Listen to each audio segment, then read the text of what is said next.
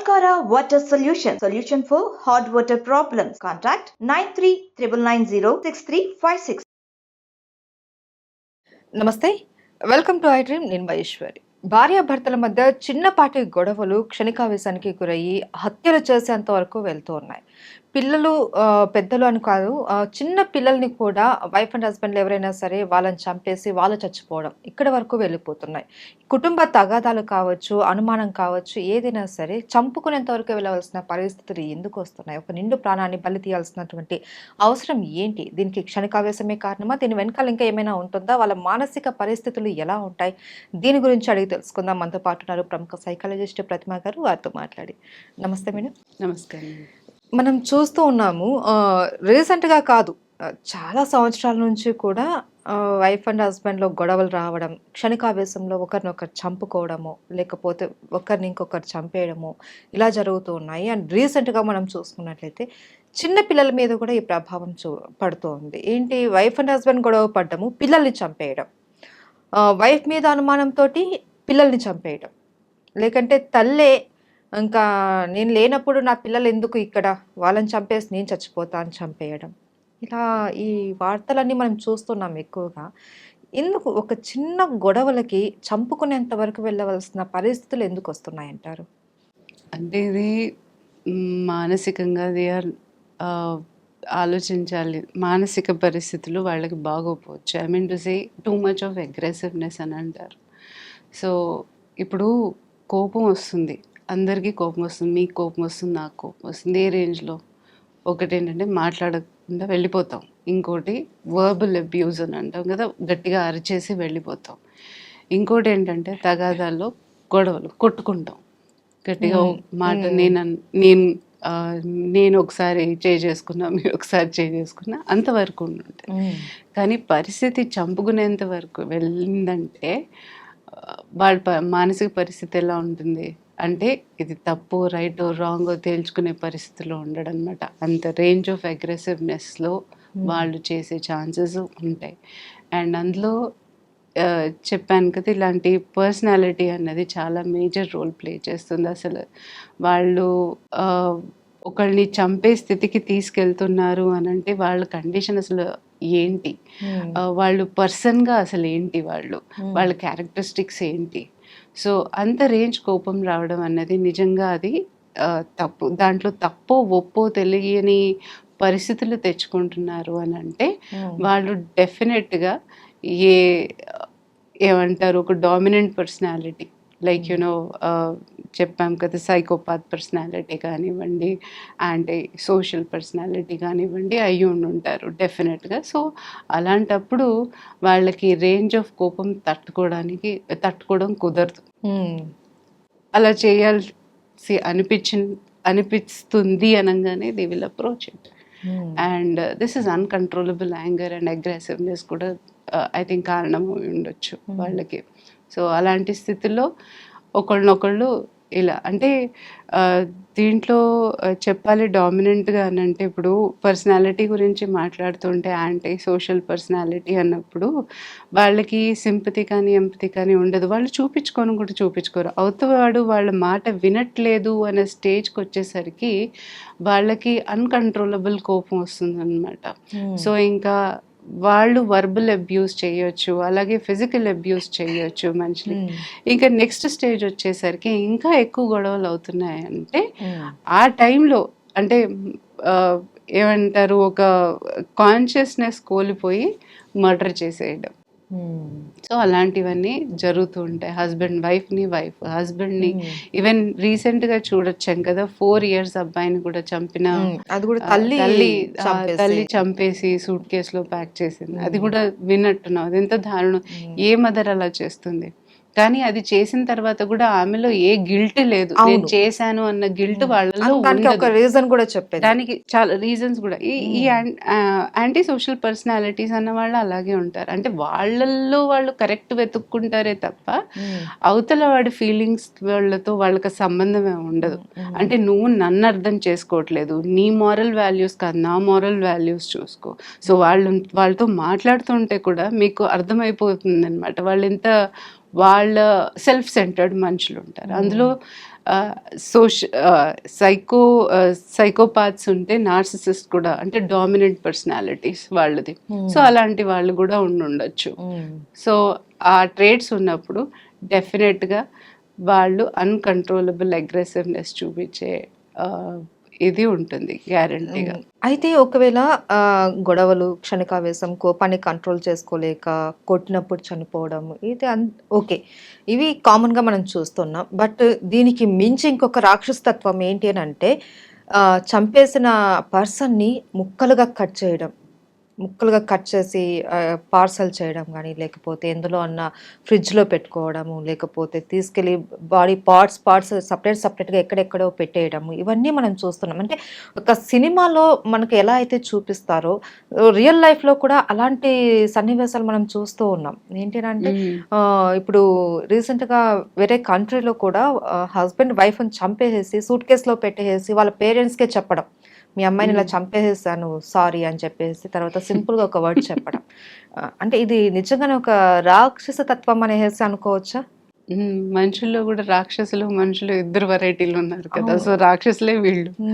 So డెఫినెట్గా అంటే sorry చెప్పేస్తే పని అయిపోతుంది అని అనుకుంటున్నాడా, లేక అది నిజంగానే ఒక గిల్ట్తో అంటున్నాడా, లేక ఆవేశంతో చంపాడా?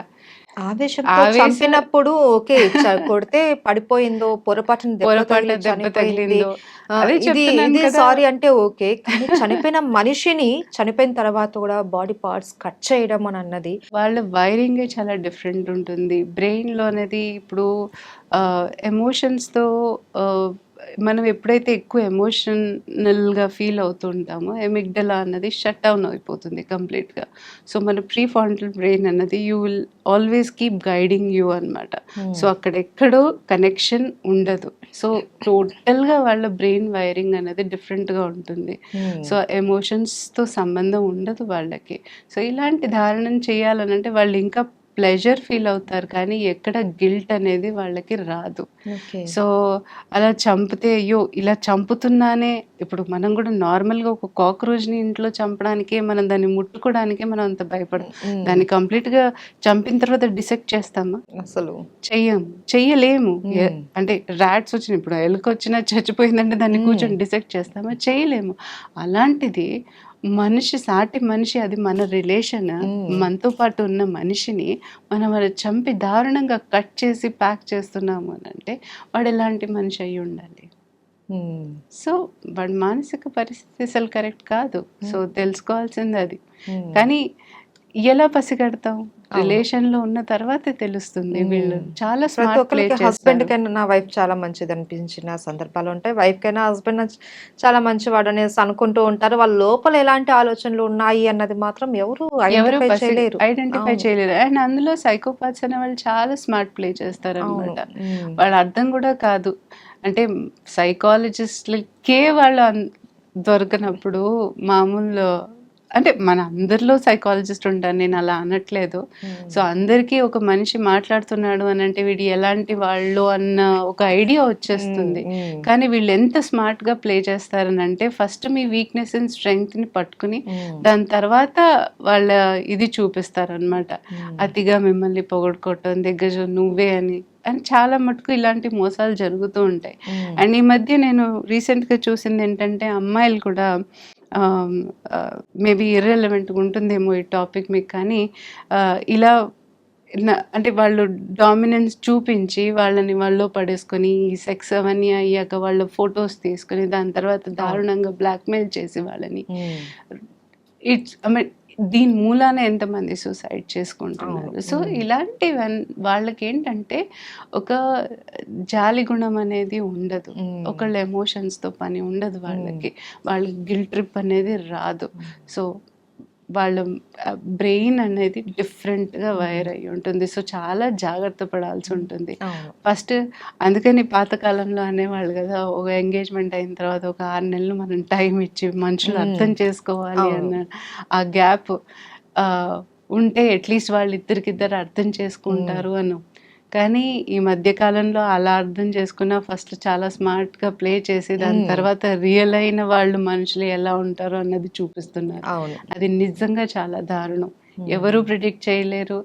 అండ్ ఎవరు ఇంకా మన ఇండియాలో ఆ సాంప్రదాయం ఉంది, నా మొగుడు నా పిల్లలు అలాంటిది సిచ్యువేషన్లోనే ఉన్నాం. కానీ చెప్పుకోలేరు బయటికి ఇలా ఉంటుందనేసి. సడన్గా అబ్యూజివ్గా మారిపోయి, అరే మొన్నటి వరకు బాగున్నావు కదా మళ్ళీ ఇప్పుడు ఏమైంది అని ప్రాసెస్ చేసుకోవడానికి కూడా వాళ్ళకి టైం ఉండదు అనమాట.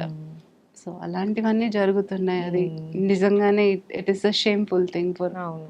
సినిమాల ప్రభావం కూడా ఉంటుందంటారా? అంటే ఇలాంటివి సినిమాలలోనే చూస్తూ ఉంటాం. ఈ మధ్య వచ్చిన సినిమాలలో ఏంటి అంటే ఒక హీరోయిజం చూపించుకోవడానికో, లేకంటే విలన్ని హైలైట్ చేయడానికో వాళ్ళు మర్డర్‌ని చాలా క్రూయల్‌గా చూపిస్తూ ఉంటారు.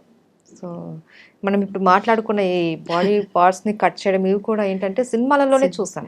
దాని తర్వాతనే రియల్ లైఫ్‌లో చూసాం. అంటే సినిమా ఎఫెక్ట్ ఏమైనా ఉంటుందా? సినిమాలో చూపించేది ఎలా ఉంటుంది అని అంటే ఆల్రెడీ రియల్ లైఫ్లో జరిగిన దాన్నే వాళ్ళు ఎగ్జాంపుల్గా తీసుకుని కొంచెం దాంట్లో ఇంకా కొంచెం మిక్చర్ యాడ్ చేసి చూపిస్తూ ఉంటారు. సో ఇప్పుడు ఈ సైకోపాత్ కానివ్వండి, ఈ సైకాటిక్ డిజార్డర్ ఉన్న వాళ్ళు ఉండనివ్వండి, వాళ్ళు ఏం చేస్తారు, ఇది ఇన్స్పిరేషన్ కింద తీసుకుంటారు.